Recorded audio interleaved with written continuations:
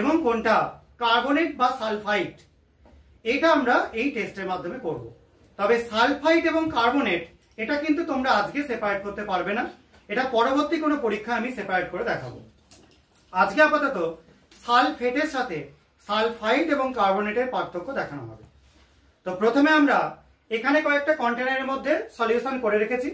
প্রথমটা আছে carbonate CO3 2- এর স্যাম্পেল, তারপর একটা আছে সালফাইড SO3 2-, আর লাস্টেরটা আছে সালফেট SO4 2-। এবার আমরা এখানে আছে বেরিয়াম ক্লোরাইডের সলিউশন, কিছুটা করে এর মধ্যে অ্যাড করবে আমার কিছু স্টুডেন্ট, এবং দেখা যাক কি কি কালার চেঞ্জ হয়।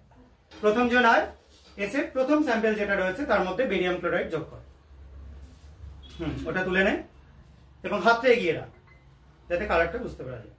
আরো যোগ কর, আরেকটু যোগ কর, ব্যাস ঠিক আছে। এবার একটুখানি ইয়ে কর। আচ্ছা দেখো, প্রথমটা সাদা পুরো টার্বিড হয়ে গেল, ঘোলাটে হয়ে গেল। এটা কেন হলো? যেহেতু কার্বনেটের স্যাম্পেল ছিল, বেরিয়ামের সল্ট দেওয়াতে বেরিয়াম কার্বনেটের প্রেসিপিটেট তৈরি করছে। প্রেসিপিটেট কিন্তু সঙ্গে সঙ্গে পড়ে না, সেই জন্য টার্বিড হয়ে রয়েছে, ঘোলাটে হয়ে রয়েছে। এটা রেখে দে এবার।